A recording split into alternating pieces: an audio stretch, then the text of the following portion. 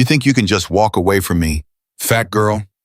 Derek's voice cracked like a whip across the diner floor, loud enough that every head turned. Lena's hands trembled, the coffee pot nearly slipping from her grip.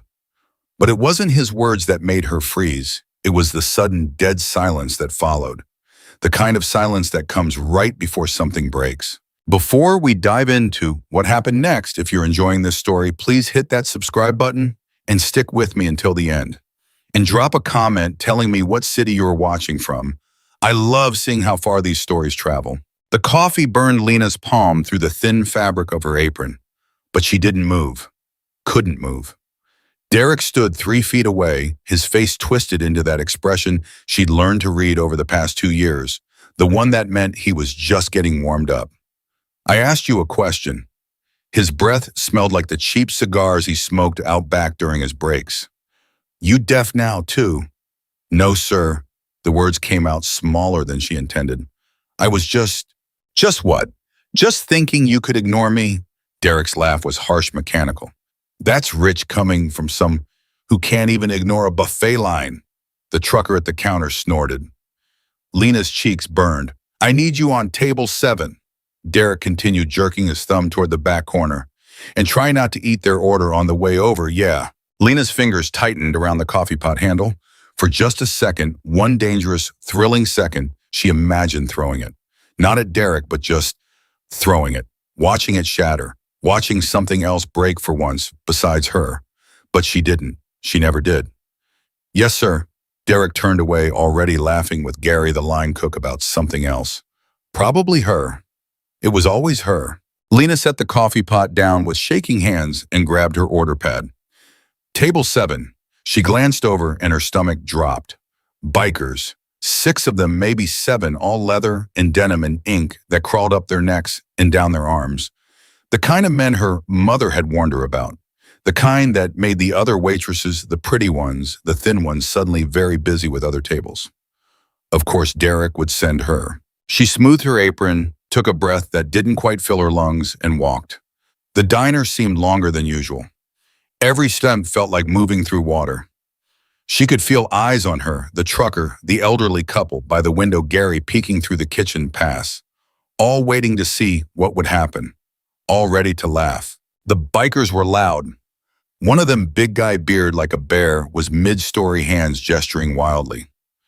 The others were laughing, that deep, rumbling kind that seemed to shake the air.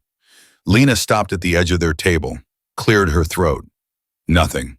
Excuse me. Her voice came out thin. Can I get you? Hold up, Tiny's talking.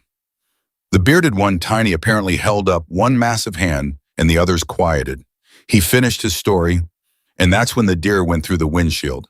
They erupted again. Lena stood there, pad in hand, face burning. Anyway, Tiny finally looked up at her. His eyes were small, dark, unreadable. Yeah. Can I take your order? The words rushed out. Can she take our order? Tiny repeated, looking around the table. Did you hear that? She asked, real nice and everything. Lena's heart hammered. Here it came. Well, sure you can, darling. Tiny's grin was wide, gap-toothed. I'll have the chicken fried steak eggs over easy hash browns, scattered and covered in... Actually, a voice from the far end of the table cut through. You all right, ma'am? Lena blinked. The question was so unexpected, so completely wrong for this moment, that she couldn't process it at first. I what? The man who'd spoken leaned forward. He was older than the others, maybe mid-40s, with silver threading through his dark hair and a scar cutting through his left eyebrow. His eyes were steady on hers. I asked if you were all right. His voice was quiet, but it carried. You seem shaken up. I'm fine. The automatic response. The safe response. You sure about that? And the man, his vest said Ryder on the patch, tilted his head slightly. Because from where I'm sitting, it looked like that man over there just said something real nasty to you. Lena's breath caught. She glanced back at Derek. He was watching now, arms crossed, expression darkening. It's nothing. She forced a smile. Just my boss. It's fine. Ryder leaned back, his expression unreadable. What's his name? I really shouldn't. Derek. Tiny supplied helpfully, pointing at the name tag behind the counter. Says so right there. Derek, manager. Real piece of work from what I'm seeing. Gentlemen, please. Lena's voice dropped to a whisper. I need this job. Can I just take your order? The table went quiet. Lena felt her face burn hotter. She'd ruined it. They'd been kind, impossibly, inexplicably kind, and she'd killed it with her desperation. But then Ryder nodded slowly. All right, we'll leave it, for now. He picked up his menu. I'll have the Denver omelet rye toast coffee black. The others ordered. Lena wrote it all down, hands still shaking, and fled back to the kitchen. Look at that, Derek said loudly as she clipped the order to the line. The bikers didn't bite. Guess even they have standards for what they'll take home. Gary laughed. Lena kept her head down. The next 20 minutes were torture. Lena could feel the weight of the bikers' presence the way they changed the air in the diner. The other customers were quieter, more careful. Derek was more vicious, as if to compensate. Order up, Gary slapped the bell. Lena loaded her tray. 6 plates perfectly balanced. She'd gotten good at this at least. Good at caring more than anyone thought she could. She delivered the food without incident. The bikers thanked her, actually said, thank you and appreciate it, ma'am, and went back to their conversation. Lena retreated to her station by the coffee maker where she could hide in plain sight. Hey, Lena, Derek's voice again. Always his voice. Table 3 needs a refill. Move it. She grabbed the pot and hurried over. The elderly couple smiled at her. Thank you, dear, the woman said. You're such a sweetheart. It was the kind of comment that might have meant something once. Before Lena learned that people could call you sweet while never quite seeing you as human. Sweet like a puppy. Harmless. Forgettable. She was refilling the man's cup when Derek appeared beside her. You're doing it wrong, he said loud enough for the couple to hear. Tilt the cup first. Jesus, how many times do I have to tell you? I don't want excuses. He grabbed the pot from her hand, sloshing hot coffee onto her wrist. Lena gasped. I want it done right. Think you can manage that, or should I get someone with a brain to do it? The elderly woman's smile had frozen on her face. Derek thrust the pot back at Lena and walked away. She stood there, wrists throbbing, eyes burning with tears she wouldn't let fall. Not here. Not in front of everyone. She finished the pour with shaking hands and retreated. The bathroom. She could cry in the bathroom. But before she made it 3 steps, a hand caught her elbow. Gentle. Firm. Come here a second. Lena turned. It was Ryder. Up close, he was taller than she'd thought, and his eyes were a surprising shade of blue-gray. Kind eyes. Sad eyes. I need to. I know. He guided her to the side away from Derek's line of sight. Let me see your wrist. It's nothing really. Let me see. Lena held out her arm. The skin was already red angry. Ryder's jaw tightened. That's a burn, he said quietly. 2nd degree, maybe. It's fine. No. Ryder looked up at her, and something in his expression made Lena's throat close up. It's not fine. None of this is fine. I need this job, Lena whispered. Please don't. I'm not going to do anything you don't want me to do, Ryder said. But I want you to know something. He waited until she met his eyes. What he's doing to you, that's not normal. That's not okay. And you deserve better. Lena's vision blurred. She blinked hard. You don't know me. Don't need to, Ryder's voice was firm. I know enough. I've seen enough. He released her arm carefully. Go put some ice on that. I'll handle your tables for a minute. You can't. But he was already walking away, picking up the coffee pot she'd abandoned. Lena watched in shock as this leather-clad biker started making the rounds, refilling cups, chatting with customers like he'd worked there for years. The trucker at the counter stared. The elderly couple looked delighted. Derek looked like he'd swallowed a wasp. What the hell do you think you're doing? Derek stormed over. Ryder finished pouring coffee for a businessman at table 4 before turning. Helping out, he said mildly. Your waitress got injured. Thought I'd lend a hand. She's not injured, she's burned. Ryder's voice didn't rise, but something in it changed. Hardened. She's burned by hot coffee that you spilled on her. The diner had gone silent again, but this time it felt different. Charged. Now listen here, Derek started. No. Ryder set the coffee pot down with a definitive clink. You listen. I've been on the road for 30 years. Been in more diners than I can count. And I've never seen a boss treat his staff the way you're treating that girl. Derek's face went red. That's none of your damn business. Maybe not, Ryder shrugged, but I'm making it my business. See my club. He gestured back at the table of bikers who were all watching now, expressions unreadable. We don't much like bullies, especially bullies who pick on people who can't fight back. Are you threatening me? Nope. Ryder's smile was thin. Just making an observation. And here's another observation: you got security cameras in this place. Derek blinked. What? Security cameras. You know, the ones that record what happens in here. Ryder glanced up at the camera mounted in the corner. The ones that probably caught you deliberately spilling hot coffee on your employee. That's assault, by the way, and workplace harassment. Real ugly charges. Derek's mouth worked soundlessly. Now, Ryder continued pleasantly, I'm not saying anyone would make a complaint. That'd be up to what's your name, sweetheart. He was looking past Derek, at Lena, who stood frozen by the kitchen door, ice pack pressed to her wrist. Lena, she managed. Lena, Ryder's voice softened when he said it. Pretty name. Anyway, like I said, that'd be up to Lena. But if it was me and someone had proof of my boss assaulting me, he whistled low, I'd be on the phone to a lawyer so fast it'd make your head spin. The silence stretched. Derek looked at Lena. Lena looked at the floor. Fine, Derek finally bit out. Whatever, just finish your food and get out. Oh, we will. Ryder picked up the coffee pot again. Right after Lena finishes her shift. Without any more harassment. Right? Derek's jaw clenched so hard Lena could hear his teeth grinding. Right. He stormed back to the office. The door slammed hard enough to rattle the pie case. Ryder turned to Lena. You okay? She nodded, couldn't speak. Good. He handed her the coffee pot. Take your time. We're not in any hurry. He walked back to his table. The other bikers clapped him on the back, voices rising in approval. The businessman at table 4 gave Lena a thumbs up. The elderly woman was beaming. Lena stood there, ice pack in one hand, coffee pot in the other, and felt something crack inside her chest. Not breaking. Opening. The rest of the shift passed in a blur. Derek stayed in his office. The bikers stayed at their table and ordering pie and more coffee, talking and laughing and treating Lena like she mattered, like she was a person. You got any plans after this job? Tiny asked when she brought their third round of coffee. Lena hesitated. She never talked about her dreams. Dreams were private. Dreams were for people who got to have them. I'm saving for culinary school. No kidding. Tiny's eyebrows rose. You like to cook? I love it. The word surprised her. I mean, I've never done it professionally, but I watch all these shows and I practice at home and she cut herself off. Sorry, you don't want to hear about that.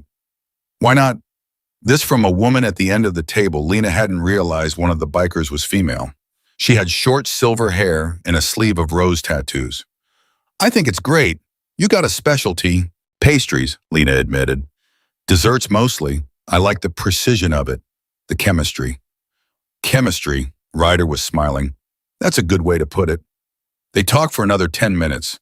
About food, about cooking shows, about the best pie they'd ever had. Unanimous consensus, none of them could agree. Lena found herself laughing, actually laughing, not the fake customer service laugh she'd perfected, but a real genuine sound that felt rusty from disuse. When they finally asked for the check, Lena's chest felt tight. She didn't want them to leave, didn't want to go back to the version of the diner that existed before they walked in. She brought the check. Ryder looked at it, nodded, and pulled out his wallet. Keep the change, he said, handing her $200 bills. Lena stared. The total was $47. I can't, this is too much. It's not nearly enough. Ryder stood, the others following suit. But it's what I got on me. I don't understand, Lena whispered. Ryder looked at her for a long moment. Then he reached into his vest pocket and pulled out a business card. That's my number, my club. We're called the Iron Knights. We do charity work, fundraisers, community stuff. He pressed the card into her hand. If you need anything, and I mean anything, Lena, you call me. Got it. I got it. Yes. The word came out small. Thank you. Don't thank me. Ryder's expression was serious. Just promise me something. What? Promise me you'll get out of here. He glanced around the diner at Derek's closed office door, at the stained ceiling tiles and the flickering fluorescent lights. This place, it's killing you. Slowly maybe, but it's killing you. And you're worth more than that. Lena's eyes burned. You're more than this, Ryder continued quietly. More than what he says, more than what anyone here makes you believe. You're a person with dreams and talent and value, and you deserve to chase those dreams. A tear slipped down Lena's cheek, then another. Hey now. Ryder's voice gentled. None of that. You're gonna be fine. Better than fine, I can see it. How? Lena's voice broke. How can you see anything in me? Because I know what it's like, Ryder said simply. To feel invisible. To feel like the world's already decided who you are, and there's nothing you can do about it. He tapped the card in her hand. But there is, you can decide. You can choose different. And I think you will. The other bikers filed past each one, nodding to her. The woman her best said. Valerie squeezed Lena's shoulder. Good luck, honey. Go make those desserts. They walked out in a wave of leather and engine. Noise by him. Through the window, Lena watched them mount their bikes, watched the machines roar to life. Ryder looked back, once caught her eye and nodded. Then they were gone, disappearing into the night like they'd never been there at all. Except they had been, and nothing would ever be the same. Lena looked down at the card in her hand, at the $200 bills, at her burned wrist still throbbing but somehow not hurting quite as much. Derek's office door opened. They gone, he called out. Yes, Lena's voice was steady, strong. They're gone. Good riddance. Derek emerged, already lighting a cigarette even though smoking indoors was illegal. Freaks, all of them. Lena looked at him, really looked. Saw the mean twist of his mouth, the petty cruelty in his eyes, the small, sad man who could only feel big by making others feel small. And she felt nothing. No fear, no shame, just a quiet certainty settling into her bones. I quit, she said. Derek's cigarette paused halfway to his mouth. What? I quit. Louder now, stronger. I'm done. You can't quit. You need this job. No. Lena untied her apron, let it drop to the floor. I really don't. She walked past him, past the counter, past the life she'd been living in this fluorescent prison, grabbed her purse from her locker, and headed for the door. You'll be back, Derek called after her. Where else is someone like you going to work? Lena stopped, turned, and smiled. Somewhere better. She walked out into the night. The air was cool, clean, full of possibility. In her pocket, the card and the cash felt like promises, like proof. Behind her, the diner buzzed and hummed, but it was already getting smaller, already fading into memory. Ahead of her, the road stretched dark and unknown. And for the first time in years, Lena wasn't afraid. Lena made it to her car before the shaking started. Her hands fumbled with the keys, metal scraping against metal, until she finally got the door open. She collapsed into the driver's seat and just sat there, engine off, breathing hard. What had she done? The $200 felt heavy in her pocket. Evidence. Proof that the last hour had actually happened, that she hadn't imagined the whole thing. Her phone buzzed. A text from her roommate, Shauna. You working late again? Lena stared at the message. How did she even begin to explain? She typed back, I quit. 3 dots appeared immediately. Then what? Call you when I get home. She started the car. The engine coughed twice before catching, and Lena sent up a silent prayer that it would make it. The car was almost as old as she was held together by duct tape and hope. The drive home took 20 minutes. 20 minutes of her brain spinning, cycling between euphoria and terror. She'd quit. She'd actually quit. No job, no backup plan, just $200 and a business card from a biker named Ryder. This was insane. This was the stupidest thing she'd ever done. This was the bravest thing she'd ever done. Shauna was waiting on the porch when Lena pulled up, arms crossed, expression unreadable. They'd been roommates for 3 years, ever since Lena moved to town. Shauna worked at the hospital night shift nursing and had the kind of no-nonsense energy that came from dealing with life or death situations on the regular. Explain, Shauna said as Lena climbed the steps. Can I at least get inside first? No, you texted I quit with no context. Explain now. Lena sank onto the porch steps. The wood was cold through her jeans. These bikers came into the diner tonight. Shauna's eyebrows rose. Bikers. And Derek was being, Derek, you know, the usual garbage, but worse. The words started tumbling out faster. And then he spilled hot coffee on me. On purpose, Shauna. You should see my wrist in this biker. His name was Ryder. He stood up to Derek, told him what he was doing was assault, made him back down. A biker made Derek back down. I know how it sounds. It sounds like a Lifetime movie, Shauna said, but her expression had softened. Let me see your wrist. Lena held it out. The burn was angrier, now blistered. Shauna hissed through her teeth. That bastard. Did you file a report? I quit instead. Lena. They left me $200, Lena interrupted, as a tip, for a $47 check. And Ryder, the one who stood up for me, he gave me his card. Said if I ever needed anything, I should call. Shauna was quiet for a moment, then, do you have the card? Lena pulled it out. Shauna took it, studying it under the porch light. Iron Knights Motorcycle Club, she read aloud. Charity work, community outreach. She looked up. Lena, these guys are legit. I've seen them at the hospital. They do toy drives for sick kids, fundraisers for cancer research. They're actually good people. Something in Lena's chest loosened. Really? Really? Shauna handed the card back. Doesn't mean quitting without a backup plan was smart, but... She shrugged. I get it. I do. Derek's been treating you like garbage for 2 years. You should have quit a long time ago. I needed the money. And now you have $200 and no income. Shauna stood brushing off her scrubs. Come on, let's go inside and figure this out. They spent the next hour at the kitchen table, Lena's meager savings spread out in front of them. After rent, utilities, and food, she had enough for maybe 6 weeks, 2 months if she was careful. What about unemployment? Shauna asked. I quit. You don't get unemployment when you quit, even if you quit because of workplace harassment.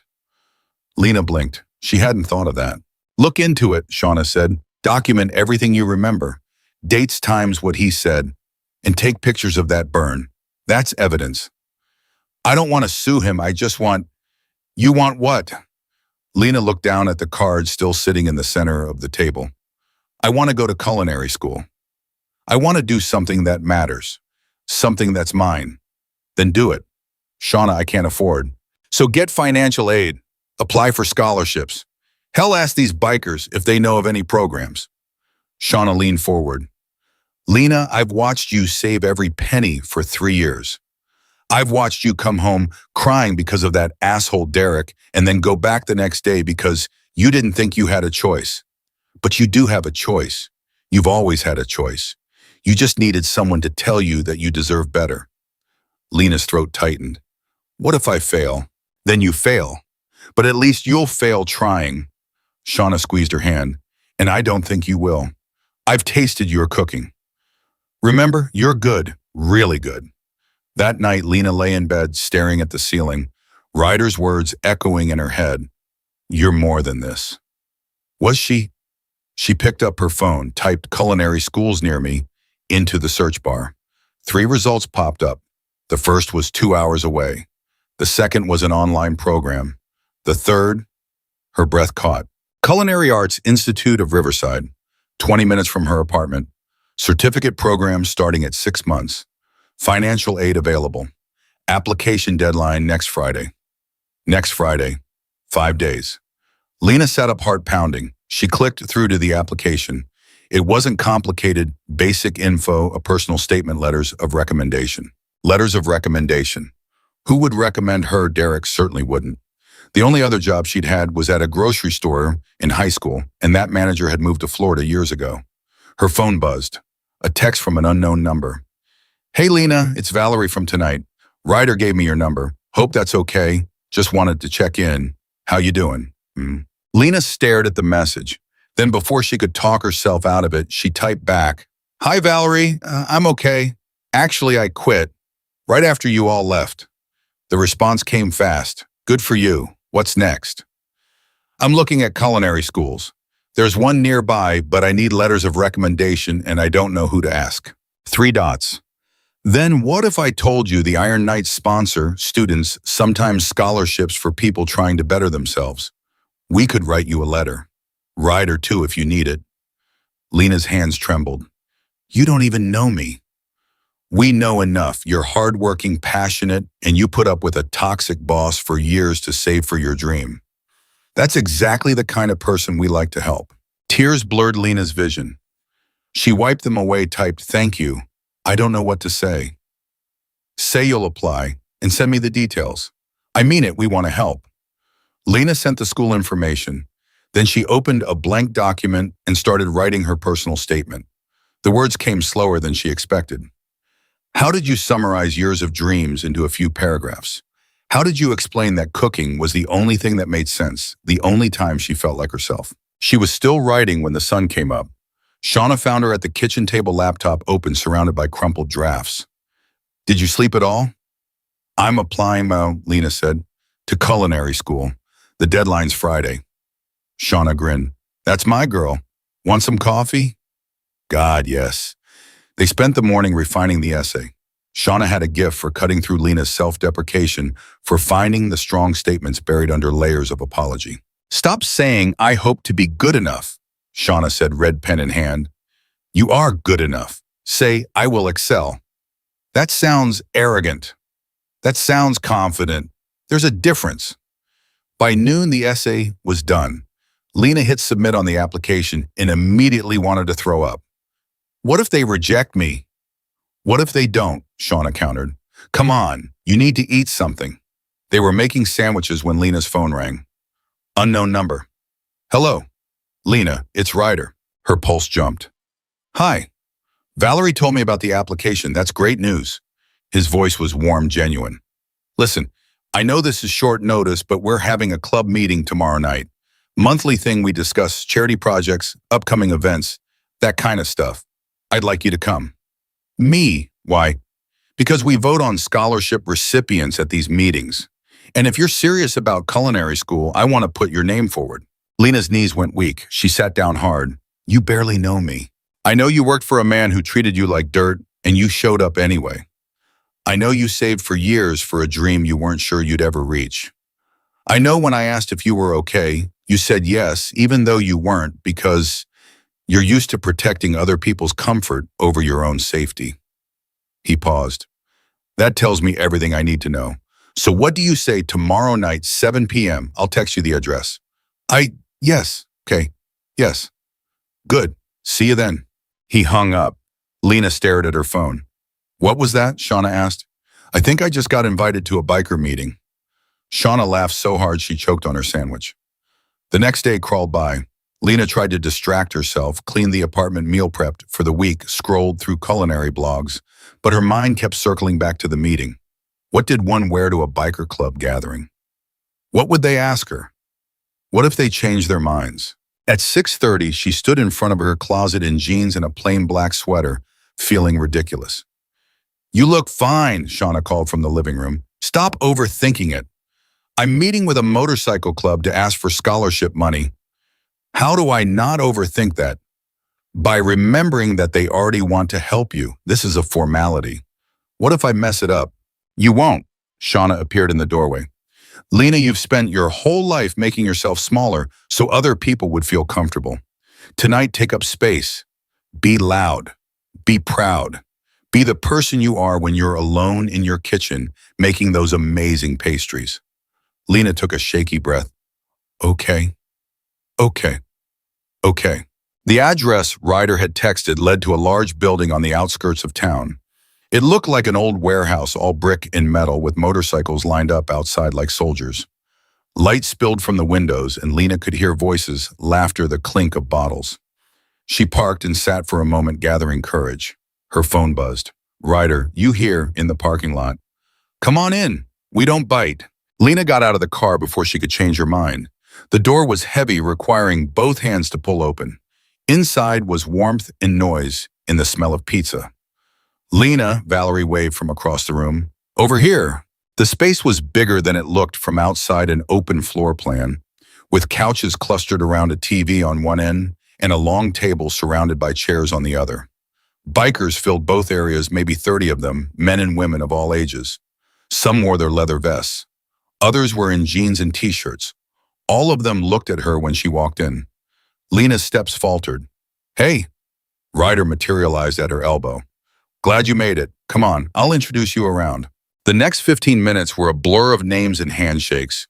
There was Tiny, who owned a construction company, Valerie, who worked as a paralegal, a guy named Ghost, who was a veterinarian, another woman, Mama Bear, who ran a daycare. "We're not all outlaws and criminals," Ryder said with a small smile, reading her expression. "Most of us have day jobs. The club's what we do for community, for family." "Family," Lena repeated. "Yeah, the people you choose, not the ones you were born with." He gestured to an empty chair. "Sit. Meeting starts in 5.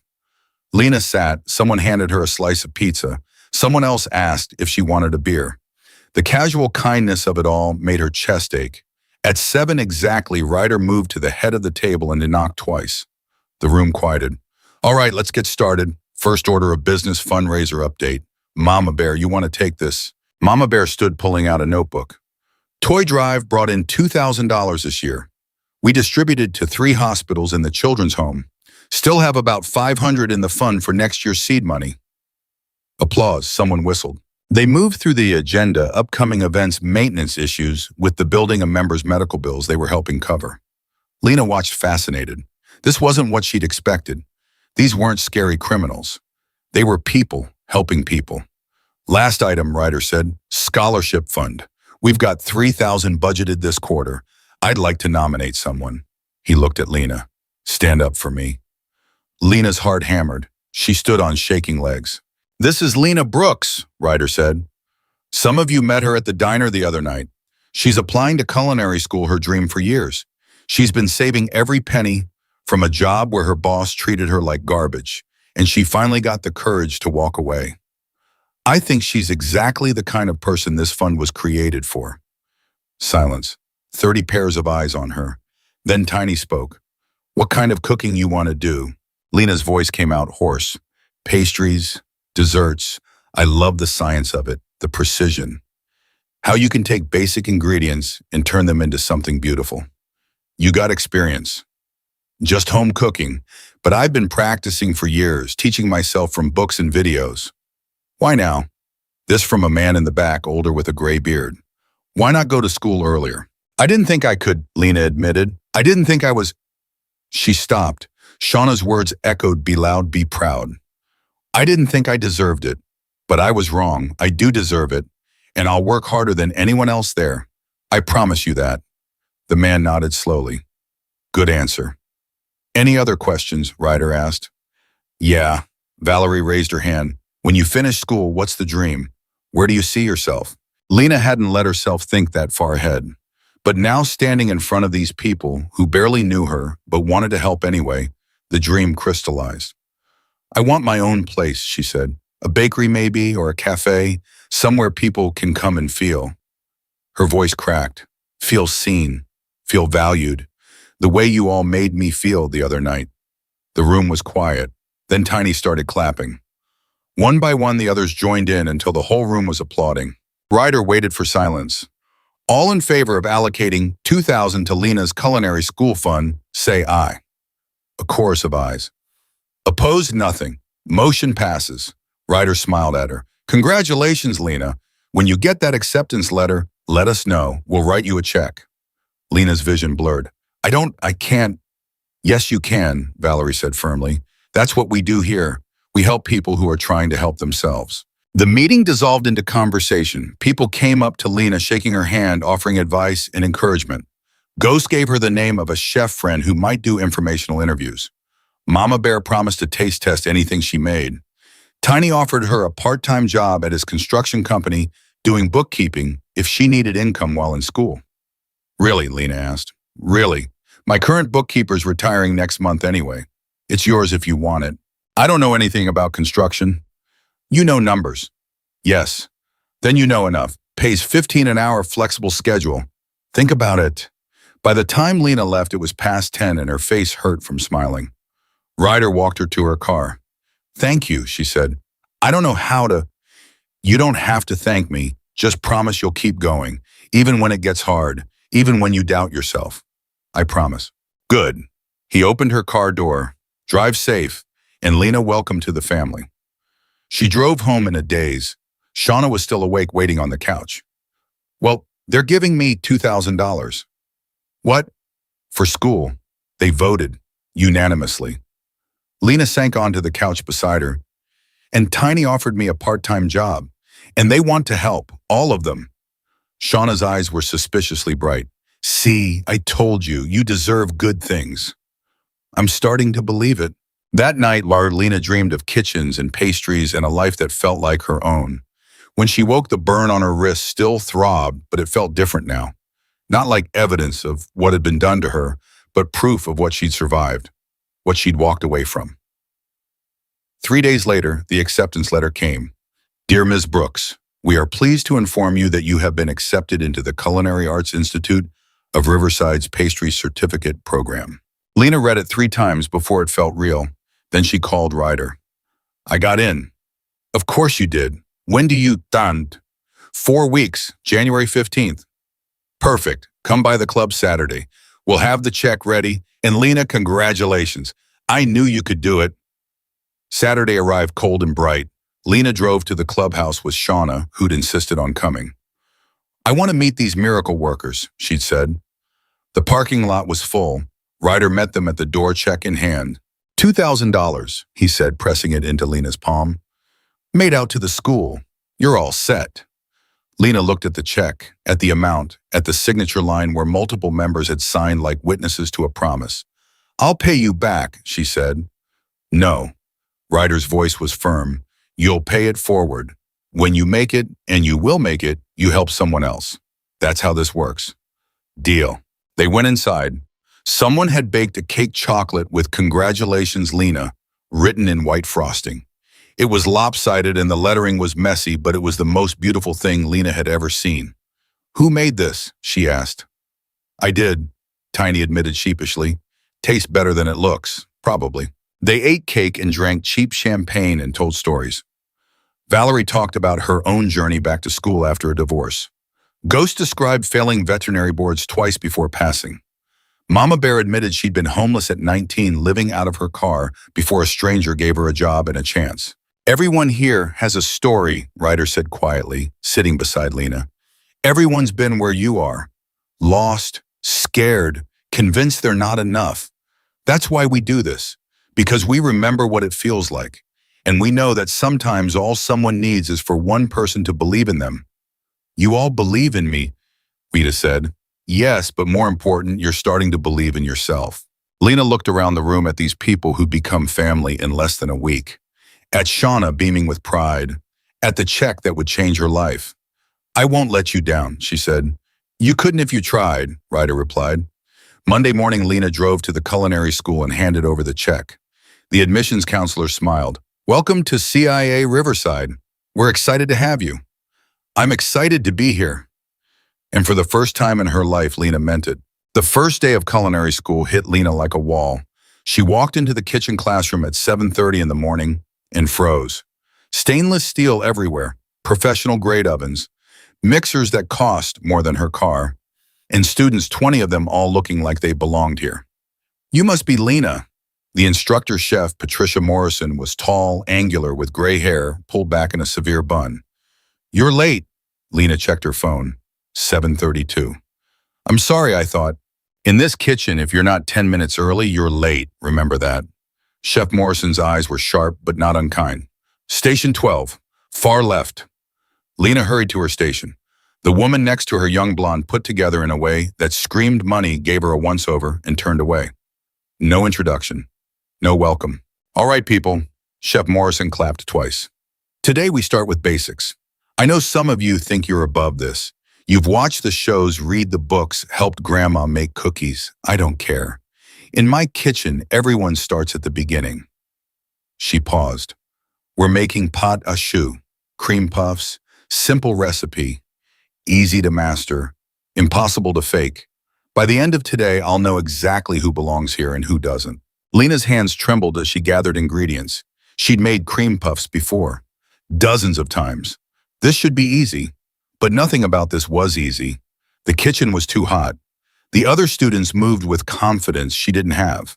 The blonde next to her, her name tag said Madison, had already started measuring flour while Lena was still trying to figure out where the measuring cups were kept. 30 minutes, Chef Morrison called out. Clock's ticking. Lena forced her hands steady. Butter, water, salt in a pan, bring to a boil. She'd done this 100 times in her tiny apartment kitchen. This was no different, except it was. Everything was different. You're doing it wrong. Madison's voice was low, meant only for Lena to hear. You need high heat, not medium. The recipe says, the recipe's for amateurs, trust me. Madison's smile was thin. But hey, do what you want. Lena hesitated, then turned up the heat. The water boiled faster, more violently. When she added the flour, the dough seized up, hard and lumpy instead of smooth. Time, Chef Morrison walked between the stations. She stopped at Madison's. Perfect, good color, good texture. Move to the next student. Acceptable. The next. Needs work. She reached Lena's station and stopped. Picked up one of the sad, deflated puffs. Broke it open. The inside was dense gummy. What happened here? The heat, Lena's face burned. I thought I should. You thought wrong. Chef Morrison set the puff down. This is overworked. The heat was too high, the dough overcooked before you added the eggs. Basic mistake. She looked at Lena. Have you ever made pâte à choux before? Yes, ma'am, many times. Then why didn't you trust your experience? Chef Morrison's gaze was penetrating. Why did you second-guess yourself? Lena had no answer. Behind her, she heard Madison's quiet laugh. Start over, Chef Morrison said. And this time, trust your instincts, not someone else's advice. The second batch came out perfect. Light, airy, golden. Chef Morrison nodded approval, but Lena barely noticed. She was too busy fighting the voice in her head that whispered she didn't belong here, that she'd already failed, that everyone could see she was a fraud. Good recovery, a voice said beside her. A guy about her age with kind eyes and flour on his dark skin. His name tag read Marcus. Don't let Madison get to you. She does that to everyone. Does what? Sabotages people she thinks are competition. Marcus grinned, which means she thinks you're good.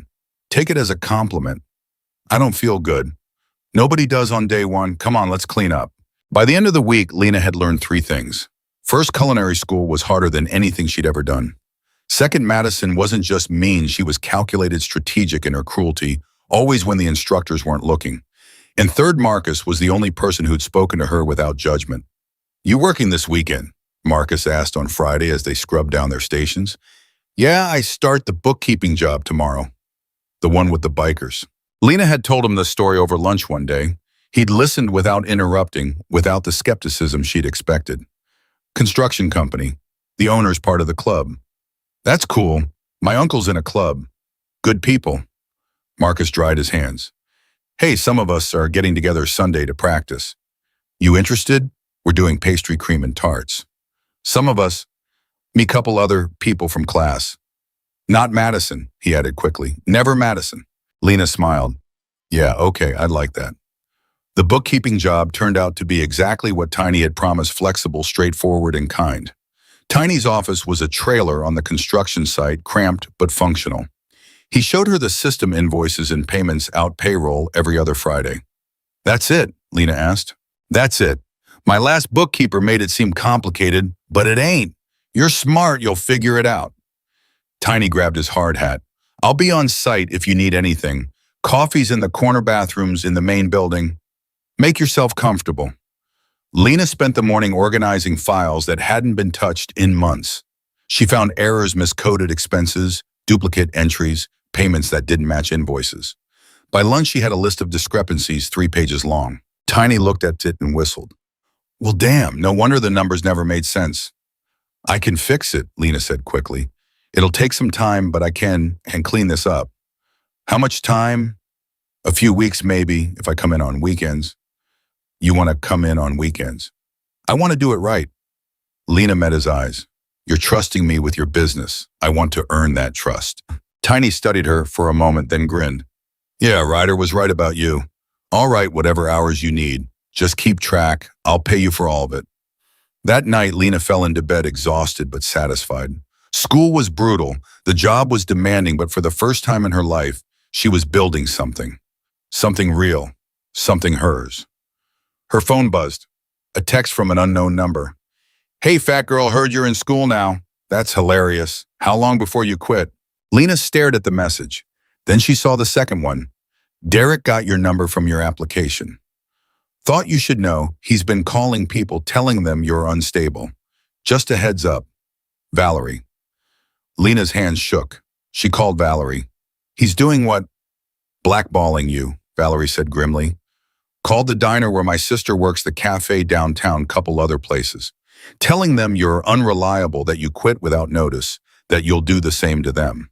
That's slander. That's illegal. Yeah, and we're documenting all of it. Ghost wife is a lawyer. She's already drafting a cease and desist letter. But Lena, you need to know he's not going to stop. Men like Derek don't just let things go. What do? Keep going. Don't respond to his texts. Don't engage. And definitely don't quit school. That's what he wants to prove he was right about you. Lena deleted Derek's message without responding, but sleep didn't come easy that night. The next day in class, Chef Morrison announced the first major assignment. Practical exam, 4 weeks from today. You'll create an original dessert concept execution presentation. It needs to showcase technique, creativity, and skill. This exam is worth 30% of your grade. Fail this, you fail the course. Around the room, students shifted nervously. Start thinking now, Chef Morrison continued. Start practicing. I want to see ambition, but also realism. Don't attempt something beyond your skill level. Questions. Madison's hand shot up. Can we work in pairs? No, this is individual work. Madison's expression soured. After class, she cornered Lena by the lockers. So what are you making? I don't know yet. Come on, you must have some idea. Why do you care? Madison's smile was sharp. I don't. Just curious what someone with no formal training thinks they can pull off. Madison, is there a problem? Marcus appeared, arms crossed. No problem. Madison's voice went saccharine. Just girl talk. She walked away. Marcus turned to Lena. She's going to try to psych you out. Don't let her. Too late. Lena. Marcus caught her arm. You're good, really good. I've watched you work. You've got instincts most of us don't have. Whatever you make, it'll be great. How do you know? Because you care. You care about every detail, every technique. That matters more than formal training. He paused. What are you thinking of making? Lena hadn't let herself think about it yet. But now, standing in the harsh fluorescent light with Marcus waiting for an answer, the idea came fully formed. A deconstructed tart, she said slowly. Lemon curd, almond cream, shortbread, crumble, Italian meringue. All the elements of a classic lemon tart, but reimagined. Marcus grinned. That's ambitious. Is it too ambitious? No, it's perfect. Start practicing. Lena practiced. Every spare moment she worked on components. The lemon curd needed to be silky, not grainy. The shortbread had to hold its shape without being too hard. The meringue needed to be torched, but not burnt. At Tiny's office, she worked the numbers and thought about ratios. At home, she filled her tiny kitchen with failed attempts. Shauna complained about the sugar smell, but she also taste tested everything. This one's too sweet, Shauna said, scraping meringue off her teeth. What about this? Lena handed her another spoonful. Better, more balanced. Shauna licked the spoon clean. You're getting there. I have 2 weeks left. You'll make it. But Lena wasn't sure. Every time she felt confident, something went wrong. The curd would split. The meringue would weep. The shortbread would crumble instead of crisping. On week 3, Chef Morrison did station checks. She stopped at Lena's table, watched her torch the meringue. What are you making? Lena explained. Chef Morrison listened without interruption. Bold choice. What's your backup plan? Backup plan? If this doesn't work, if the components don't come together, what's plan B? Lena's mouth went dry. I don't have one. Then you better make sure plan A works. Chef Morrison moved to the next station. That night, Lena called Ryder. I'm freaking out. About what? Everything. School, the exam, Derek texting me, Madison sabotaging me. I don't know if I can do this. Silence. Then, you remember what I said that night at the diner? Which part? That you're more than what people tell you. You still believe that? I'm trying to. Try harder. His voice was firm but not harsh. Lena, you've already done the hard part. You walked away. You chose yourself. This exam, it's just details. You've got this. What if I fail, Mom? Then you try again, but you won't fail. You know why. Why? Because you've already survived worse than a cooking exam. You've survived years of Derek. You've survived believing you weren't enough. A practical exam is nothing compared to that. Lena wiped her eyes. When did you get so wise? I'm a biker. We're all wise. He paused.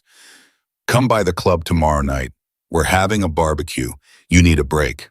I need to practice. You need to breathe. Come on. 6 o'clock. Bring that roommate of yours. Lena went. Shauna drove chattering about hospital drama while Lena stared out the window and tried to quiet her brain. The clubhouse was full. Someone had set up a grill outside and the smell of burgers filled the air. Kids ran around playing tag. Someone's dog barked happily. This is not what I expected from a biker barbecue, Shauna murmured. Right. Lena spotted Valerie and waved. Hey, Valerie hugged them both. Glad you came. How's school? Terrifying. Good terrifying or bad terrifying? I don't know yet. They ate burgers and listened to Tiny tell stories about construction disasters. Ghost talked about the puppy someone had abandoned at his clinic. Mama Bear showed pictures of her grandkids. You seem tense, Ryder said, sitting beside Lena on the picnic bench. Big exam coming up. You'll ace it. You don't know that. Yeah, I do. He took a sip of his beer. You know what I see when I look at you. What? Someone who's already won. You're not the same person who walked into that diner 3 months ago. You're stronger, braver, more sure of yourself. I don't feel sure. Nobody does. That's the secret. We're all faking it. Ryder smiled. But you're faking it better than most. Later, as they were leaving, Ghost pulled Lena aside. Hey, my wife wanted me to give you this. He handed her a business card. She's an attorney. If Derek keeps harassing you, give her a call. First consultation's free. I can't afford. You're family now. We take care of family. Ghost squeezed her shoulder. Seriously, don't let him intimidate you. We've got your back. The next week was a blur of practice and panic. Lena's hands cramped from whisking. Her kitchen was permanently coated in a thin layer of sugar. Shauna started eating dinner at the hospital because there was no room in the apartment for anything but dessert components. 2 days before the exam, Lena finally got it right. Every element perfect. The curd was silky, the meringue held its peaks. The shortbread had the ideal crunch. She plated it carefully, took a picture, sent it to Marcus. His response came immediately. That's it. That's the one. Don't change anything. She sent it to Ryder too. He replied, I have no idea what I'm looking at, but it looks fancy. You're going to kill it. Exam day arrived cold and gray. Lena woke at 5, too nervous to sleep. She got to school an hour early, prepped her station, ran through the steps in her head. You look like you're going to throw up, Marcus said, arriving at his own station. I might. Don't. It's bad for the desserts. He grinned. You've got this. I've seen you practice. You're ready. Chef Morrison entered at exactly 8. All right, people. 3 hours. Make me something worth remembering. Begin. Lena's hands moved automatically. Butter for the shortbread, sugar egg yolks, lemon juice for the curd. She'd done this so many times her body knew the rhythm. Around her, other students worked in focused silence. Madison was making some kind of elaborate chocolate sculpture. Marcus was doing a fruit tart with a mirror glaze. 2 hours in, disaster struck. Lena's meringue wouldn't peak. She whisked and whisked, but it stayed loose, soupy. Wrong. No, no, no, she whispered. Come on. Problem, Chef Morrison appeared at her elbow. The meringue won't. I don't know what's wrong. Chef Morrison looked at the bowl. Your bowl wasn't clean. See the residue back from the butter. Meringue won't form with any fat present. She met Lena's eyes. What are you going to do? Lena's mind raced. 40 minutes left. Not enough time to make new meringue. Unless I'll make a Swiss meringue instead, she said quickly. Heat the sugar and eggs over a water bath, then whisk. It's more stable anyway. Then do it. Fast. Lena dumped the failed meringue, grabbed a clean bowl, started over. Her hands shook, but stayed steady enough. Heat, whisk, watch the temperature. Come on, Kira. Meringue came together with 10 minutes to spare. Lena assembled quickly, shortbread crumble, as the base lemon curd in a smooth quenelle almond cream, piped in delicate dots, meringue torched golden. Time, Chef Morrison called. Lena stepped back. Her dessert sat on the plate perfect despite the panic. Around her, other students were doing the same, stepping back, holding their breath, waiting for judgment. Chef Morrison walked the room slowly. She stopped at each station, tasted, made notes. Some students she congratulated. Others she corrected. Madison got a tight smile and a nod. She reached Lena's station last, picked up the spoon, tasted. The silence stretched. "Tell me about this," Chef Morrison finally said. "It's a deconstructed lemon tart," Lena said, voice shaking. "All the classic elements, shortbread, lemon curd, almond cream meringue, but presented in a way that lets each component shine individually while still working as a cohesive whole." Chef Morrison took another bite. "Your meringue is Swiss, not Italian." "Yes, ma'am, I had an issue with fat contamination in my bowl. Swiss meringue was the fastest solution." "Quick thinking." Chef Morrison set down the spoon. "The flavors are balanced. The textures are excellent. The plating is clean and elegant." She paused. "This is professional level work, Ms. Brooks." "Well done." Lena's knees nearly buckled. "Thank you." Chef Morrison moved on. Lena sagged against her station. Marcus caught her eye from across the room and gave her a huge thumbs up. After class, students clustered in groups comparing notes. Madison was holding court, complaining about the time limit. Lena grabbed her bag and headed for the door. "Lena, wait!" Chef Morrison's voice stopped her. A word, Lena's stomach dropped. "Yes, ma'am." Chef Morrison handed her a business card. "A colleague of mine runs a boutique bakery downtown. She's looking for help on weekends, someone skilled with pastries. I gave her your name. Call her if you're interested." Lena stared at the card. "You're recommending me. You have talent, raw, unpolished, but genuine. Keep working, keep learning, and you'll go far." Chef Morrison's expression softened slightly. "You remind me of myself at your age. Hungry, determined, scared, you'll fail, but more scared, you'll never try. That fear will serve you well if you channel it right." "Thank you," Lena whispered. "Don't thank me. Just keep showing up." Lena called the bakery owner that night. Her name was Claire, and she sounded warm and professional. "Chef Morrison spoke highly of you. When can you start?" "This weekend." "Perfect. 6 a.m. Saturday. Bring your knives." Lena hung up and screamed into a pillow. Shauna came running. "What happened? Are you okay?" "I got a job." Lena's voice was muffled. "At a real bakery, a real actual bakery." Shauna yanked the pillow away. "Are you kidding me? That's amazing." "I know." Lena was laughing and crying at the same time. "I can't believe this is happening." "I can." Shauna hugged her hard. "You earned this. Every bit of it." That Saturday, Lena walked into Flower and Fancy at 5:45 in the morning. Claire met her at the door, middle-aged, warm smile Flower, already dusting her apron. "You're early. Good. Come on, I'll show you around." The bakery was small but immaculate. Display cases full of pastries, a coffee bar in the corner, and through the back door, a kitchen that smelled like heaven. "We do croissants, Danish tarts, cakes, and custom orders," Claire explained. "Today I need help with the tart shells and fillings. Think you can handle that?" "Yes, ma'am." "Just Claire, we're not formal here." Lena worked there for 6 hours straight, rolling dough, blind baking shells, making lemon curd and chocolate ganache, and berry compote. Her hands moved with confidence she didn't know she had. When the morning rush hit, she helped behind the counter, 2 boxing pastries and working the register. "You're a natural," Claire said during a rare quiet moment. "How long have you been in school?" 2 months. 2 months. Claire's eyebrows rose. "Could have fooled me. You work like someone with years of experience." "I practiced a lot at home." "It shows."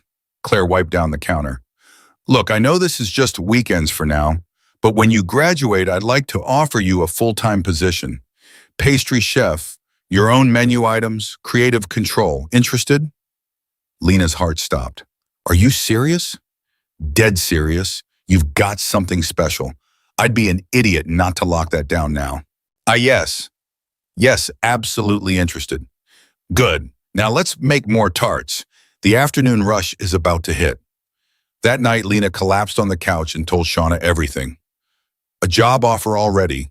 Shauna shook her head. "You're on fire." "It doesn't feel real." "Get used to it. This is your life now." Lena pulled out her phone, texted Ryder, "Got a job at a bakery and a job offer for after graduation.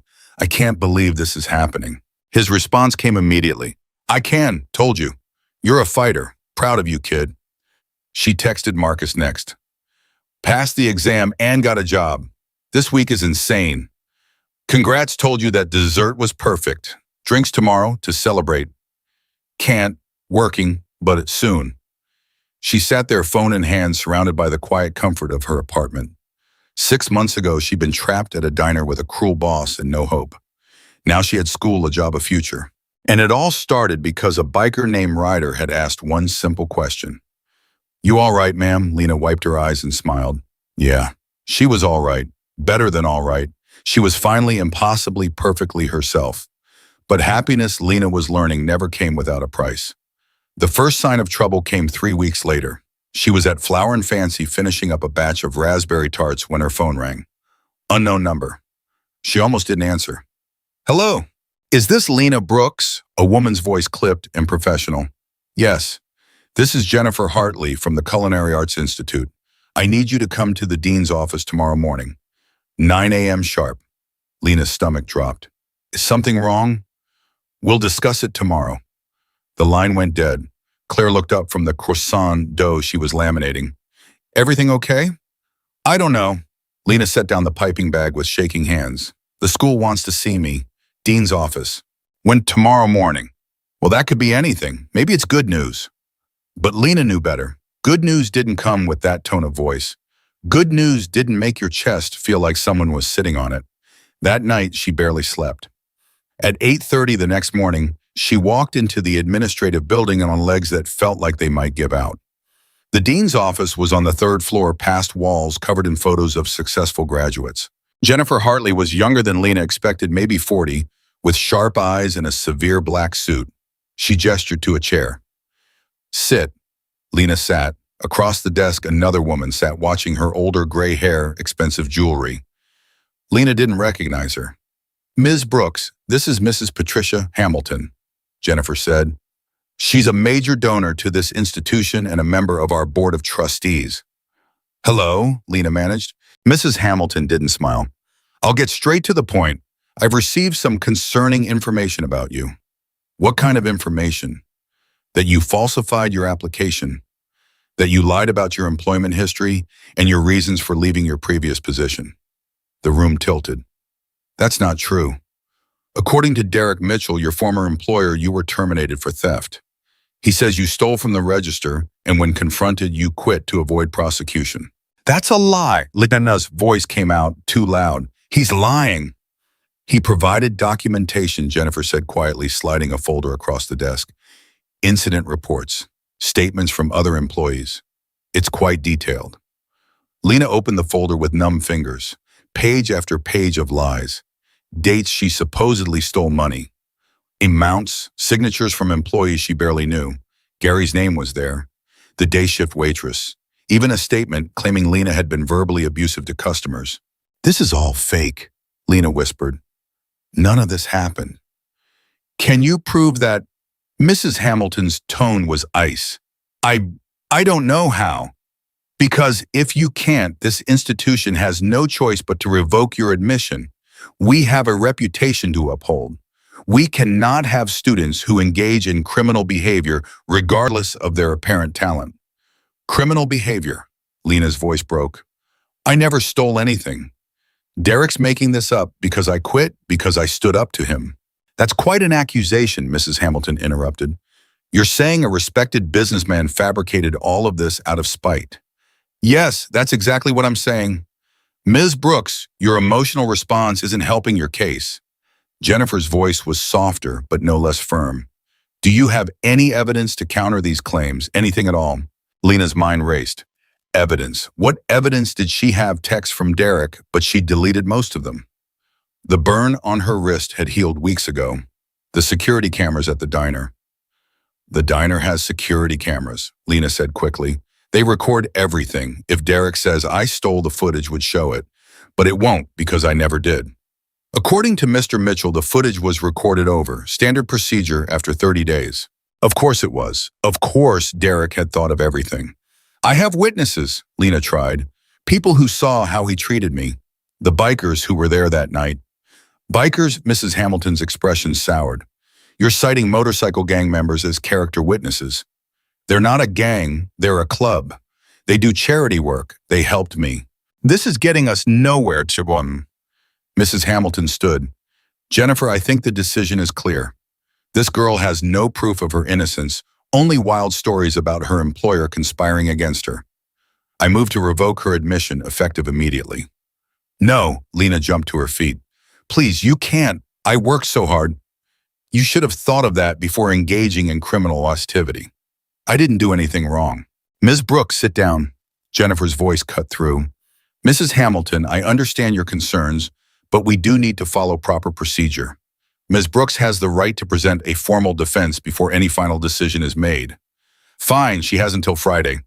Mrs. Hamilton grabbed her purse. 5 days to prove her innocence. If she can't, she's out. She walked to the door, paused. And Ms. Brooks, if I were you, I'd start looking for a new career path. Your time here is finished. The door slammed. Lena stood there shaking so hard her teeth chattered. Sit, Jennifer said again, gentler this time. Lena collapsed into the chair.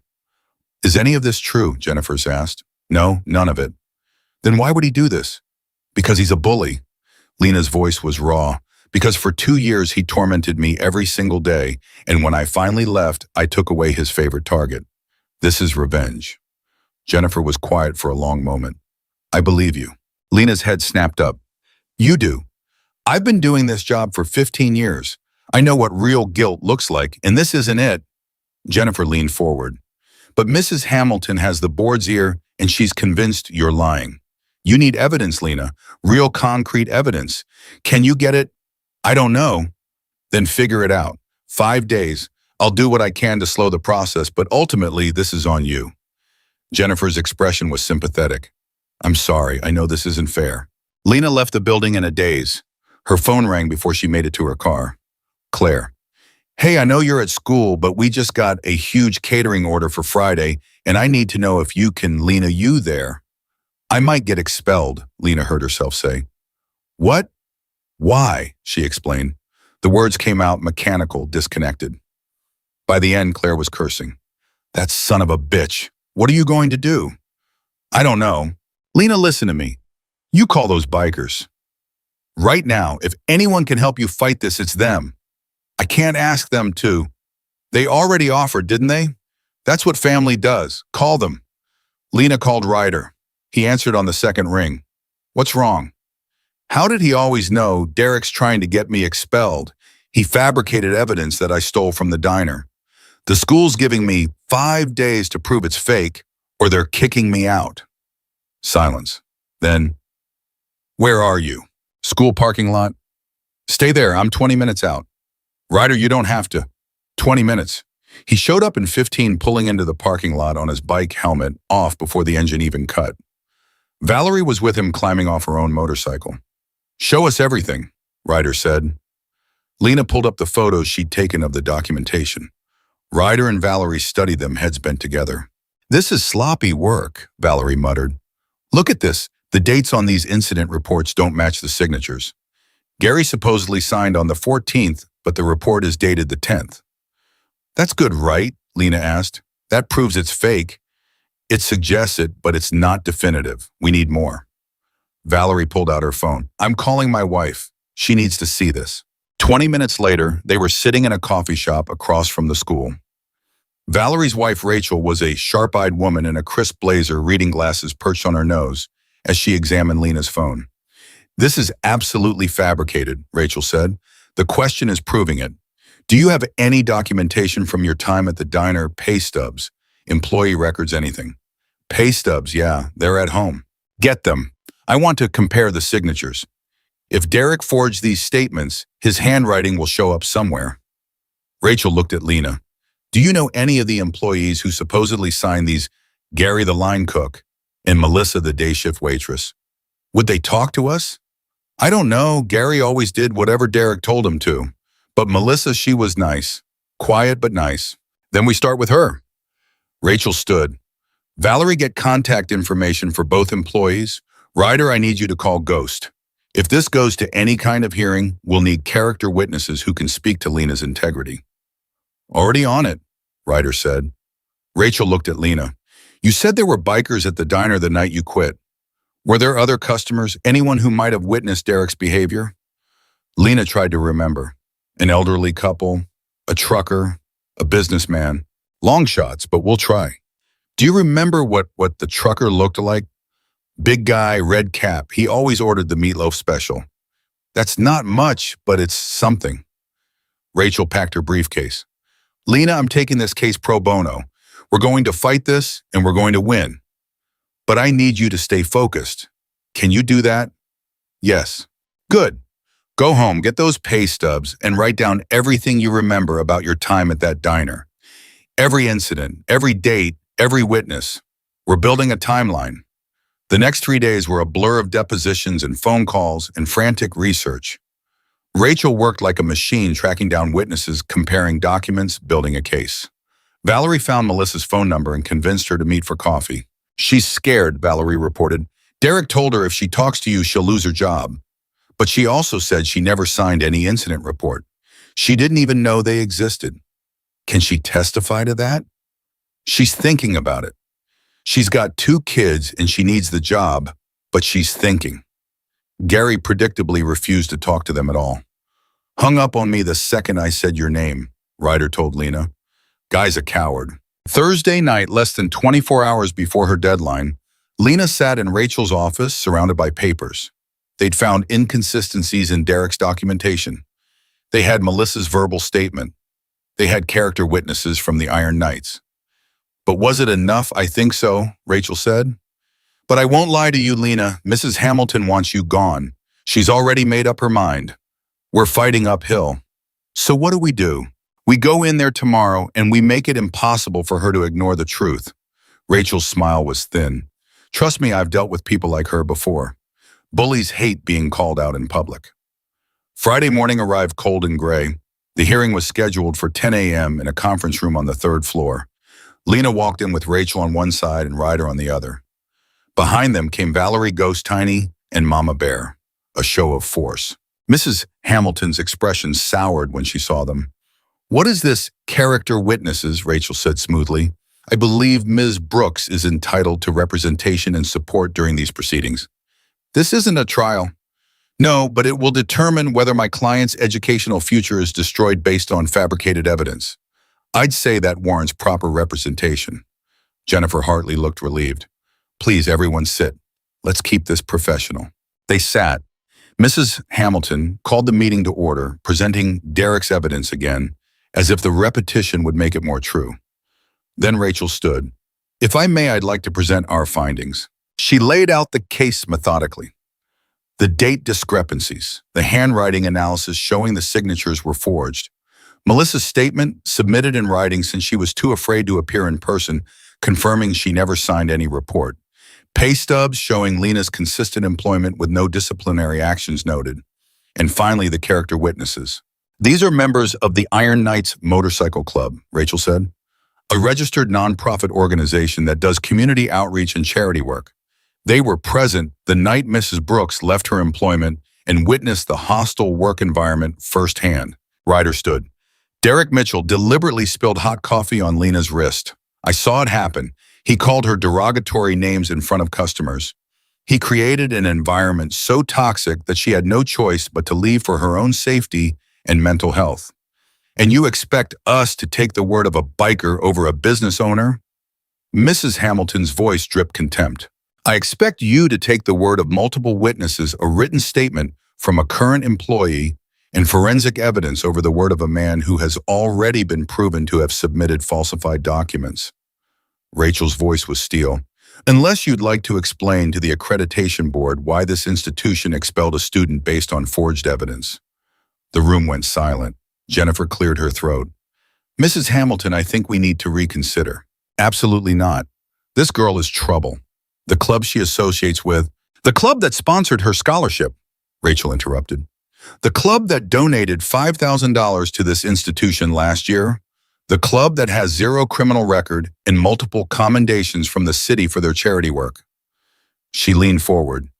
Be very careful what you say next, Mrs. Hamilton, because if you expel Ms. Brooks based on prejudice rather than evidence, I will file a lawsuit so fast it'll make your head spin. And then we'll see what the local news thinks about a prestigious culinary school discriminating against a student because of who her friends are. Mrs. Hamilton's face went purple. Are you threatening me? I'm promising you. Rachel smiled. Now shall we vote? I believe the evidence clearly shows Ms. Brooks is innocent of all charges. I move to dismiss this matter entirely and censure Derek Mitchell for filing false reports. Seconded, Jennifer said quickly. This is ridiculous. All in favor. Jennifer didn't wait for Mrs. Hamilton. The motion passes. Ms. Brooks, your admission stands. This matter is closed. Mrs. Hamilton stood so fast her chair fell over. This is not over. Yes, Rachel said quietly. It is. Mrs. Hamilton stormed out. The door slammed hard enough to rattle the windows. Lena sat frozen, unable to process what had just happened. You're clear, Rachel said. It's done. I'm not expelled. You were never going to be expelled.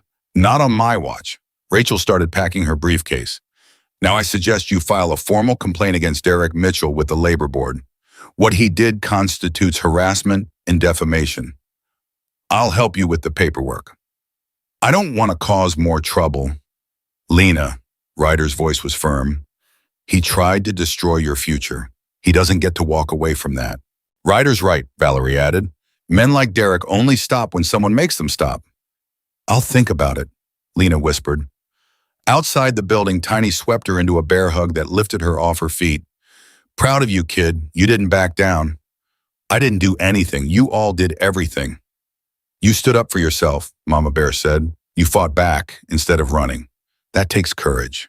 And you're not done fighting, Ghost added. You still have to graduate.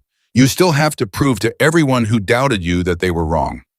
Lena looked at them, this strange, wonderful found family who'd shown up for her when no one else would. Why, she asked.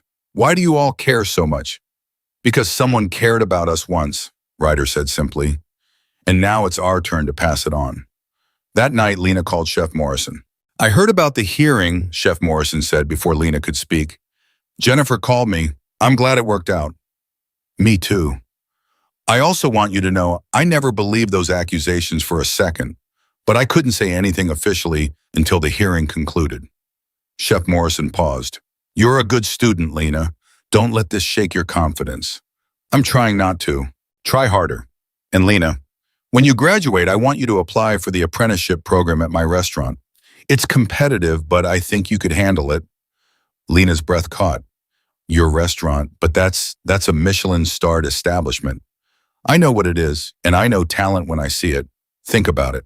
After she hung up, Lena just sat there, phone in hand, trying to reconcile the girl she'd been 6 months ago with who she was becoming. That girl wouldn't have believed any of this was possible. That girl would have given up the second Derek started his campaign. But she wasn't that girl anymore. The next week, Lena filed a formal complaint against Derek with the State Labor Board. Rachel walked her through every step, helping her document years of harassment and abuse. It felt like lancing a wound, painful but necessary. What happens now? Lena asked after they submitted the paperwork. Now we wait. The board will investigate, interview witnesses, review any evidence. If they find merit, and they will, Derek could face fine sanctions, maybe even lose his business license depending on what else they find. Rachel closed her laptop. But more importantly, there's now an official record.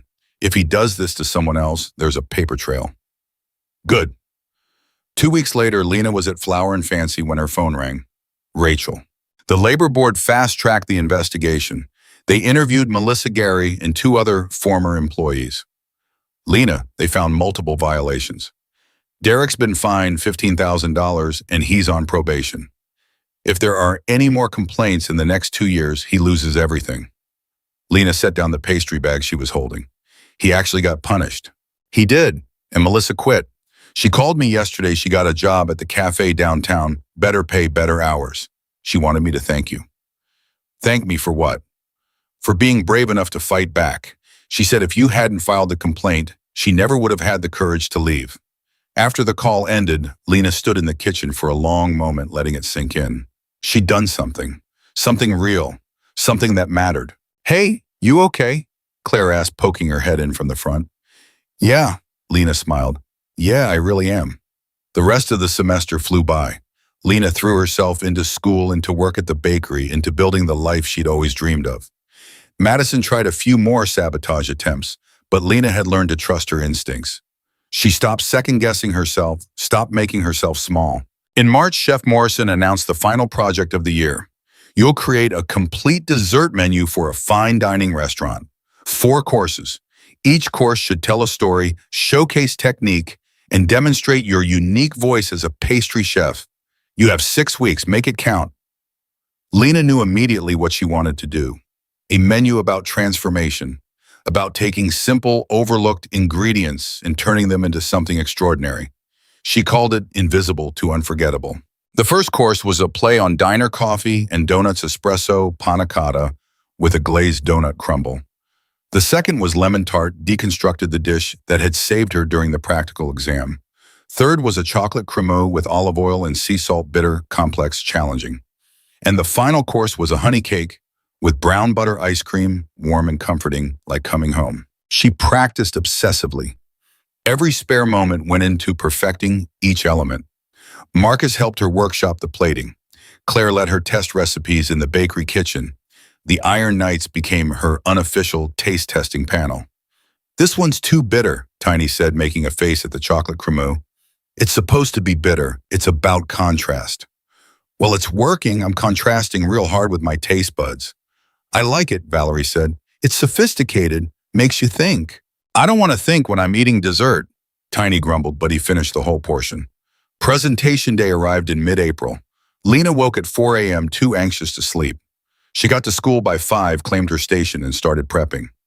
Around her, other students did the same, everyone too focused to talk. Chef Morrison arrived at 9 with 3 other judges, industry professionals, restaurant owners, food critics. They would taste each student's menu and provide feedback. Top 3 students would be offered positions in prestigious restaurants. Everyone else would get a handshake and a diploma. Lena was in the second group to present. She plated each course with trembling hands, explaining the concept, the techniques, the story she was trying to tell. The judges tasted in silence, made notes, tasted again. Finally, the head judge, a renowned pastry chef named Anton Russo, spoke. "Tell me about the name, invisible to unforgettable." "It's about transformation," Lena said. "About things that seem ordinary but have extraordinary potential. The coffee and donuts you'd get at a diner elevated. A simple lemon tart reimagined. Ingredients like olive oil and honey that get overlooked given their moment to shine. And this is personal to you." It wasn't a question. Lena swallowed hard. "Yes. Tell me." So she did. Standing in front of these strangers, she told them about the diner, about Derek, about feeling invisible for so long she'd started to believe she was. About the bikers who'd seen her when no one else did. About learning that she was more than what people told her she was. When she finished, the kitchen was silent. Anton Russo set down his spoon. "This is the most cohesive, thoughtful menu I've tasted today. The technical execution is excellent, but more than that, you've given us a genuine emotional experience. That's rare. That's what separates good pastry chefs from great ones." Lena's eyes burned. "Thank you." "Don't thank me yet. You still have to graduate." But he was smiling. The presentations continued. Madison's menu was technically perfect, but soulless, all flash, no substance. Marcus did a menu based on his grandmother's recipes, warm and nostalgic and beautiful. At the end of the day, Chef Morrison called everyone together. The judges have made their decisions. Third place with an offer from Riverside Manor Hotel goes to Marcus Johnson. Marcus whooped. The class applauded. Second place with an offer from the Greenhouse Restaurant goes to... Chef Morrison paused. Madison Cartwright. Madison's smile was brittle, but she accepted the handshake. In first place with an offer from Chef Anton Russo's flagship restaurant in San Francisco, Chef Morrison looked right at Lena. Lena Brooks. The world stopped. Then Marcus was hugging her and other students were clapping and Chef Morrison was shaking her hand and Anton Russo was offering her a position that paid more than she'd ever imagined earning. "I'll need to think about it," Lena managed. "Of course, take your time." But Lena, Anton's expression was serious. "You have something special. Don't waste it." That night, the Iron Knights threw her a party at the clubhouse. Someone had made a banner that said, "Congratulations, Chef Lena." There was cake store-bought because, as Tiny put it, "We ain't crazy enough to try to compete with you." "First place," Ryder said, raising his beer. Didn't I tell you? Didn't I say you were going to make it? You did. And did you believe me? Not at first, but now? Lena looked around at the faces of people who'd become family. At Shauna, grinning like a proud parent. At Claire, who'd given her a chance. At Marcus, who'd been a friend when she needed one most. Now I do, she said. Now I actually believe I deserve this. Damn right you do. Ryder clinked his bottle against hers. So what are you going to do? Take the San Francisco job. I don't know, it's an amazing opportunity, but, but Claire offered me a position too. And I love the bakery. I love this town. She gestured around the clubhouse. All of you, I don't want to leave. Then don't, Valerie said simply. Do what makes you happy. You've spent enough of your life doing what other people expected. Now it's your turn to choose. Lena thought about it for 3 days. The San Francisco position was prestigious, impressive, the kind of opportunity most pastry chefs would kill for. But it also meant leaving behind everything she'd built, everyone who'd helped her get here. On the 4th day, she called Anton Russo. I'm honored by your offer, but I have to decline. I'm staying here. May I ask why, Stuas? Because this is home. These are my people, and I'm not done building my life here yet. There was a pause, then, I respect that. Good luck, Lena. And if you ever change your mind, my door is open. She called Claire next. I want to take the job, full-time starting after graduation. If the offer still stands. It absolutely stands. Welcome aboard, chef. Graduation was a small ceremony, just faculty and students and families. Lena invited everyone, Shauna, the Iron Knights, Claire, even Marcus's family. When they called her name, she walked across the stage in her chef whites, accepted her diploma, and heard a section of the audience erupt in cheers and motorcycle revving sounds. After the ceremony, Chef Morrison pulled her aside. You made the right choice. Staying, I mean.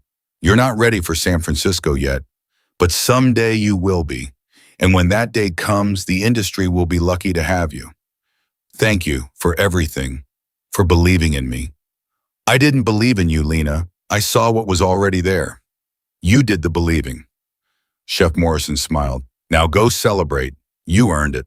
That night, lying in bed, Lena pulled out her phone and scrolled back through her messages. Found the first text Valerie had sent the night she quit the diner. How you doing? She typed a new message to the Iron Knights group chat. Thank you for everything, for seeing me, for not giving up on me, for being the family I chose. I couldn't have done this without you. The responses came fast. Ryder, proud of you, kid. Always have been.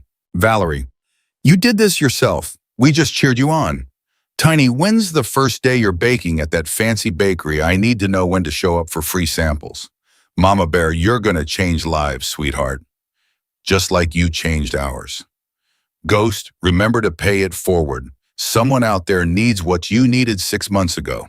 Lena read the messages over and over, then turned off her phone and closed her eyes. Tomorrow she'd start her new job. Tomorrow she'd begin the next chapter. But tonight she let herself just be proud, just be happy, just be enough. Because she finally was. 6 months into her new position at Flower and Fancy, Lena stood in the kitchen at 5 in the morning, watching the sunrise through the window, while her hands worked automatically folding butter into croissant dough, the motion as natural as breathing now. Claire had given her free reign over the pastry menu, and the results had been immediate. Lines out the door, sold-out cases by noon, reviews calling her desserts transformative and unexpected. But something was gnawing at her. Something she couldn't quite name. You're thinking too loud, Claire said, appearing with 2 cups of coffee. What's wrong, Ramo? Nothing's wrong. Everything's perfect. Exactly. And that's the problem, isn't it? Lena set down the dough. Is it bad that I want more? It's bad if you don't. Claire leaned against the counter. Lena, you're not meant to stay here forever. You know that, right? But I love it here. I know. And I love having you, but you've got bigger dreams than this bakery can hold. Claire sipped her coffee. What do you really want? The answer came without hesitation. My own place. Something that's completely mine. Then do it. Claire, I can't just... Why not? You've got the skills, the reputation, and more importantly, you've got people who believe in you. Claire smiled, including me, and I happen to know the space next door is coming available next month. The lease is reasonable, perfect size for a small cafe. Lena's heart hammered. You're serious. Dead serious. Talk to Ryder. Talk to your club family. See if they'll back you. Claire squeezed her shoulder. You were invisible once. Now it's your turn to be unforgettable. That night, Lena called an emergency meeting at the clubhouse. When she laid out her idea, a small cafe focused on elevated comfort food desserts, a place where everyone felt welcome, the room erupted. How much do you need? Tiny asked immediately. I haven't even calculated ballpark. 50,000 to start. Equipment renovations, licensing initial inventory. Done, Ryder said. Lena blinked. Done. The club's investment fund has 60. We've been looking for the right project. He looked around the table. All in favor of backing Lena's cafe. Every hand went up. But I can't pay you back right away, Lena protested. It could take years. We're not looking for payback, Mama Bear said. We're investing in family, in dreams. That's what we do. Valerie pulled out a laptop. Okay, let's talk business plan. Claire's right about that space. It's got good foot traffic, parking room to expand. But you'll need permits, insurance, a solid financial projection. I know a contractor, Tiny interrupted. He'll give you a fair price on renovations. And I know a lawyer who can handle the incorporation paperwork, Valerie added. Pro bono before you even ask. Ghost raised his hand. My wife's friend does commercial real estate. She can negotiate the lease, make sure you don't get screwed. Lena looked around the table, overwhelmed. Why are you all doing this? Because you're ours, Ryder said simply, and we take care of our own.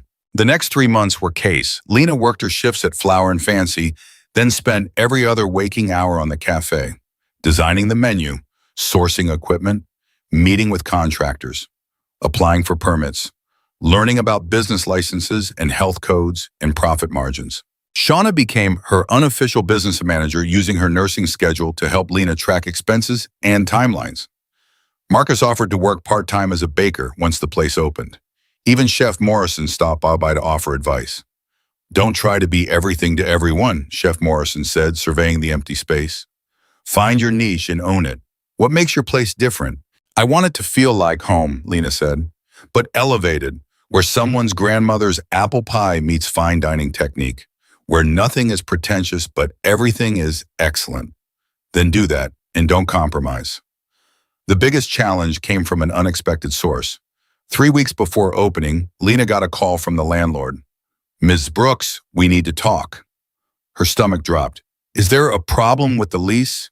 Someone made a counteroffer. Double what you're paying. What who? I'm not at liberty to say, but I wanted to give you the chance to match it before I make a decision. Lena hung up and immediately called Valerie. Someone's trying to steal my space. Who? He wouldn't say. I'll find out. Give me an hour. 45 minutes later, Valerie called back. It's Derek. The name hit like a physical blow. What? Derek Mitchell put in an offer through an LLC. He's trying to buy out your lease. How did he even know? Doesn't matter how. What matters is stopping him. Valerie's voice was hard. Rachel's already on it. She's filing an injunction. Derek's still on probation from the labor board complaint. This could be construed as retaliation. But Lena, you might need to match his offer. I don't have that kind of money. Then we find it. How much do you need? By that evening, the Iron Knights had mobilized. Tiny called in favors from business contacts. Ghost organized a fundraiser. Mama Bear started a crowdfunding campaign. Within 72 hours, they'd raised $20,000. It's not enough, Lena said, staring at the numbers. Then we get creative, Ryder said. He picked up his phone. I'm calling in a debt. What debt? 5 years ago, I helped a guy out of a bad situation. His name's Warren Chen. He owns half the commercial real estate in this town. Ryder dialed. If anyone can help us, it's him. The conversation lasted 10 minutes. When Ryder hung up, he was smiling. Warren's buying the building. Lena's jaw dropped. The entire building. The entire building. And he's offering you a 5-year lease at your original rate with an option to buy at the end. Derek can't outbid him because Warren's not looking to profit. He's looking to invest in the community. Why would he do that? Because I asked. And because when you help people, they remember. Ryder's expression was serious. This is how it works, Lena. You build a network. You do right by people. And when you need help, they show up. Derek tried to fight it. He filed complaints, threatened legal action, even showed up at the construction site once. Tiny had him removed. He's desperate, Rachel explained during a strategy meeting. His business is failing. Turns out the labor board investigation scared off a lot of his staff. He's down to 3 employees and hemorrhaging money. This isn't about the cafe. This is about revenge. So what do I do? Nothing. You focus on opening your business. Let me handle Derek. Rachel's smile was sharp. Trust me, I'm very good at handling bullies. 2 weeks before opening day, Lena was doing a final walkthrough when someone knocked on the door. She turned to find a young woman, maybe 19, with nervous eyes and a shy smile. I'm sorry to bother you. Are you Lena Brooks? Yes. My name's Emma. I used to work at the diner with Derek. She twisted her hands. I heard what you did, filing that complaint, getting him investigated. I'm sorry if that caused you trouble. No, you don't understand. Emma's eyes filled. You saved me. I was about to quit because I couldn't take it anymore, the way he talked to me, the things he said. But then your complaint happened, and suddenly there were investigators asking questions, and Derek had to actually follow the rules for once. She wiped her eyes. I heard you're opening a cafe. I was wondering, do you need help? I'm a hard worker. I show up on time, and I promise I won't steal or lie or any of the things Derek said you did. Lena's throat tightened. You believe me about Derek lying. Everyone believes you. Everyone who worked there knew what kind of person he was. Emma's voice dropped. I should have stood up for you back then. I'm sorry I didn't. You were scared. I understand. But you weren't. You fought back. Emma met her eyes. That's why I want to work for you, because you're the kind of boss I want to learn from. Lena hired her on the spot. Opening day arrived with perfect spring weather. Lena got to the cafe at 4 a.m. too nervous to sleep. By 5, the whole Iron Knights crew was there helping with last-minute prep. Tiny hung the sign Sweet Redemption Cafe in elegant script. Valerie arranged the flowers. Ghost set up the tables. Mama Bear organized the front counter. You ready? Ryder asked at 8:30, hand on the door lock. No, yes, I don't know. Good, that means you care. He grinned. Let's do this. He unlocked the door. The line stretched down the block. Lena stared. Where did all these people come from? Word of mouth, social media, that article in the local paper. Claire appeared from the crowd, beaming. Plus, I may have told all my regulars that the best pastry chef in town was opening her own place. The first customer was the elderly woman from the diner, the one who'd called Lena sweet all those months ago. I remember you, dear, the woman said. From that awful place. I'm so glad you got out. And look at you now. Thank you for coming. Wouldn't miss it. The woman ordered a coffee and a slice of honey cake, Lena's signature dessert. This is wonderful. You should be very proud. By noon, they'd sold out of almost everything. Emma was a natural at the counter, charming customers and handling the register like she'd been doing it for years. Marcus worked the kitchen alongside Lena, their rhythm perfectly in sync. We need to make more croissants, Marcus called out. On it, Lena replied, already pulling butter from the fridge. At 2 p.m. during a brief lull, Chef Morrison walked in. Impressive, she said, looking around. Very impressive. Chef Morrison, I didn't think you'd come. Of course I came. You're one of my best students. She ordered an espresso and the deconstructed lemon tart, took one bite and nodded. Still perfect. You haven't lost your touch. I learned from the best. No, you learned from yourself. I just gave you the tools. Chef Morrison stood. Keep going, Lena. You're exactly where you're supposed to be. The day blurred by. Customers kept coming, regulars from Flower and Fancy, students from the culinary school, random people who'd seen the buzz online. By closing time at 6, Lena's feet ached and her hands were cramping, but her heart was so full it hurt. First day success, Ryder said as they cleaned up. How does it feel? Surreal, like I'm going to wake up and find out this was all a dream. It's real, you made it real. 3 months later, Sweet Redemption was thriving. Lines every morning. 5-star reviews online. A feature in a regional food magazine. Emma had been promoted to assistant manager. Marcus was developing his own menu items. And Lena was happier than she'd ever been. Then Derek showed up. It was a Tuesday afternoon slow period between lunch and dinner rush. Lena was in the back testing a new recipe when Emma came running. Lena, he's here. Who? Derek, he's at a table. He ordered coffee. Lena's hands went cold. She wiped them on her apron and walked to the front. There he was sitting at a corner table like he had every right to be there. He looked older, smaller somehow, defeated. She approached the table. "Can I help you?" Derek looked up. His eyes were bloodshot, his face haggard. "I wanted to see it, what you built." "You've seen it, now leave." "Lena, He stopped, swallowed hard. "I came to apologize." The words hung in the air. Around them, the cafe went quiet. "You came to apologize," Lena repeated flatly. "I know it doesn't mean anything now. I know I don't deserve forgiveness." Derek's voice cracked. "But I need you to know what I did to you, the things I said trying to sabotage your school.